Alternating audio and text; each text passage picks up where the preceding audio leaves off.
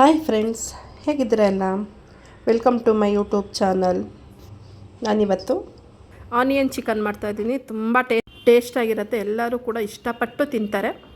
ಅಷ್ಟು ಚೆನ್ನಾಗಿರುತ್ತೆ. ಕಲರ್ಫುಲ್ಲಾಗಿ ತಿನ್ನೋಕ್ಕೂ ಟೇಸ್ಟಾಗಿರುತ್ತೆ. ನಾನು ಇದಕ್ಕೋಸ್ಕರ ಸೋಂಪು ತೊಗೊಂಡಿದ್ದೀನಿ, 1 ಸ್ಪೂನು ಕಸ್ತೂರಿ ಮೇಥಿ, ಚಕ್ಕೆ, ಲವಂಗ, ಅನಾನಸ್ ಹೂವು ತೊಗೊಂಡಿದ್ದೀನಿ, ಏಲಕ್ಕಿ ತೊಗೊಂಡಿದ್ದೀನಿ, ಮರಾಠಿ ಮೊಗ್ಗು ತೊಗೊಂಡಿದ್ದೀನಿ, ಮತ್ತು ಕಲ್ಲು ಹೂವು ತೊಗೊಂಡಿದ್ದೀನಿ. ಇಷ್ಟನ್ನ ಪೌಡ್ರ್ ಮಾಡಿ ಎತ್ತಿಟ್ಕೊತೀನಿ. ಇದನ್ನು ಪೌಡ್ರ್ ಮಾಡಿ ಇಟ್ಕೊಂಡ್ರೆ ಎಲ್ಲದಕ್ಕೂ ಯಾವ ಟೈಮಲ್ಲಿ ಬೇಕಾದ್ರೂ ಯೂಸ್ ಮಾಡ್ಬೋದು. ಇದೊಂದು ಪೌಡ್ರ್ ಮಾಡೋದಷ್ಟೇ ಇರೋದು. ನಾನೊಂದು ಪ್ಯಾನ್ ತೊಗೊಂಡಿದ್ದೀನಿ, ಅದಕ್ಕೆ ಸ್ವಲ್ಪ ಆಯಿಲ್ ಹಾಕ್ಕೊತಾ ಇದ್ದೀನಿ. 1-2 ಸ್ಪೂನಷ್ಟು ಸಾಕು. ಅದು ಚಿಕನ್ನು ಎಣ್ಣೆ ಬಿಡೋದ್ರಿಂದ ಸ್ವಲ್ಪ ಸಾಕಾಗುತ್ತೆ. ಈರುಳ್ಳಿ ಎಲ್ಲ ಫ್ರೈ ಆಗೋಷ್ಟು ಈಗ ಸ್ವಲ್ಪ ಅದಕ್ಕೆ ಪಲಾವ್ ಸಾಮಾನು ಹಾಕ್ಕೊತಾ ಇದ್ದೀನಿ. ಸೋಂಪು ಆವಾಗಲೇ ಪೌಡ್ರ್ ಮಾಡೋದಕ್ಕೆ ಹಾಕಿದ್ವಿ, ಇವಾಗ ಒಂದೊಂದು ಹಾಕ್ಕೊಳ್ಳೋದಷ್ಟೇ. ಅದಕ್ಕೆ ಈಗ ಈರುಳ್ಳಿ ಹಾಕ್ಕೊತಾ ಇದ್ದೀನಿ, ಸಣ್ಣ ಕಟ್ ಮಾಡಿರೋ. ಸ್ವಲ್ಪ ಜಾಸ್ತಿನೇ ಇರಬೇಕು ಈರುಳ್ಳಿ. ಆನಿಯನ್ ಚಿಕನ್ ಅಂದರೆ ಸ್ವಲ್ಪ ಜಾಸ್ತಿನೇ ಇದ್ದಷ್ಟು ಟೇಸ್ಟ್ ಚೆನ್ನಾಗಿರುತ್ತೆ. ಅದಕ್ಕೋಸ್ಕರ ಇದು ನೀಟಾಗಿ ಫ್ರೈ ಮಾಡ್ಕೊತಾ ಇದ್ದೀನಿ. ಸ್ವಲ್ಪ ಕಲರ್ ಬಿಡಬೇಕು, ಅದಕ್ಕೋಸ್ಕರ.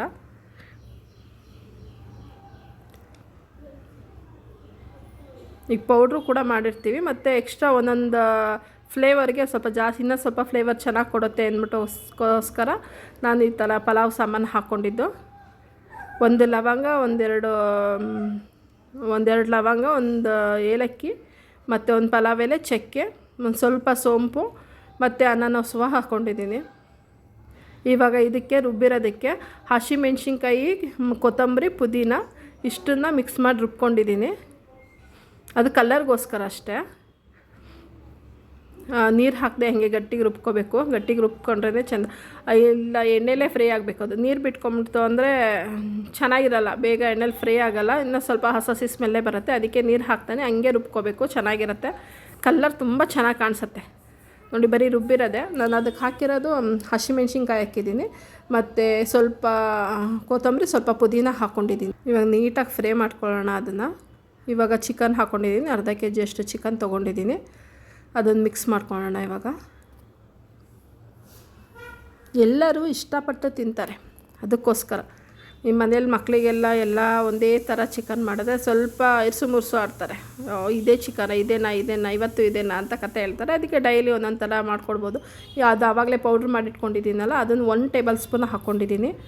ಸಾಕು, 1 ಟೇಬಲ್ ಸ್ಪೂನು, ಅದು ಫ್ಲೇವರ್ಗಷ್ಟೇ. ಅದನ್ನು ಇವಾಗ ನೀಟಾಗಿ ಮಿಕ್ಸ್ ಮಾಡಿ ಇಡೋಣ. ಮತ್ತು ಈಗ 1 ಟೊಮೆಟೊ ತೊಗೊಂಡಿದ್ದೀನಿ, ಚೆನ್ನಾಗಿ ಹಣ್ಣಾಗಿರೋ ಅಂಥದ್ದು 1 ಟೊಮೆಟೊ ತೊಗೊಂಡಿದ್ದೀನಿ. ಅದನ್ನು ನೀಟಾಗಿ ಮಿಕ್ಸ್ ಮಾಡಿಡೋಣ ಇವಾಗ. ಬೇರೆ ಎಕ್ಸ್ಟ್ರಾ ನೀರೇನು ಹಾಕಲ್ಲ, ಅದಕ್ಕೋಸ್ಕರ. ಇವಾಗ ರುಚಿಗೆ ಎಷ್ಟು ಬೇಕಷ್ಟು ಉಪ್ಪು ಹಾಕ್ಕೊತಾ ಇದ್ದೀನಿ.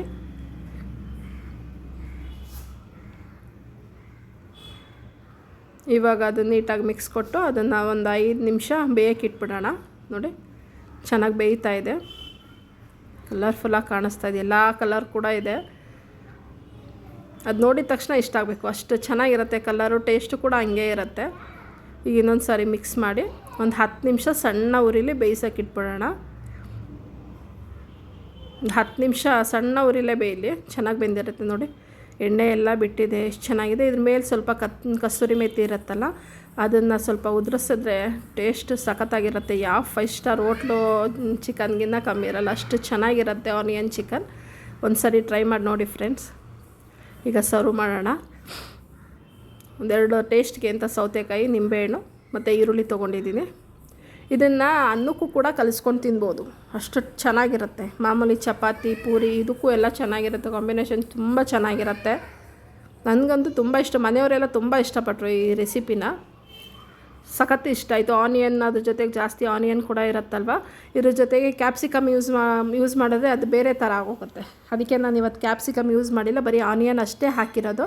ಅದರಿಂದ ಟೇಸ್ಟು ಸಖತ್ತಾಗಿ ಬಂದಿದೆ. ಆನಿಯನು ಮತ್ತು ಟೊಮೆಟೊ ಇವೆರಡೇ ಜಾಸ್ತಿ ಯೂಸ್ ಮಾಡಿರೋದು. ಇನ್ನೆಲ್ಲ ಮಸಾಲ ಐಟಮ್ಸ್ ಯೂಸ್ ಮಾಡಿದ್ದೀನಿ. ಈ ವಿಡಿಯೋ ಇಷ್ಟ ಆಗಿದ್ರೆ ಪ್ಲೀಸ್ ನನ್ನ ಚಾನಲ್ ಸಬ್ಸ್ಕ್ರೈಬ್ ಮಾಡಿ ವಿಡಿಯೋ ನೋಡಿ ಫ್ರೆಂಡ್ಸ್. Thank you.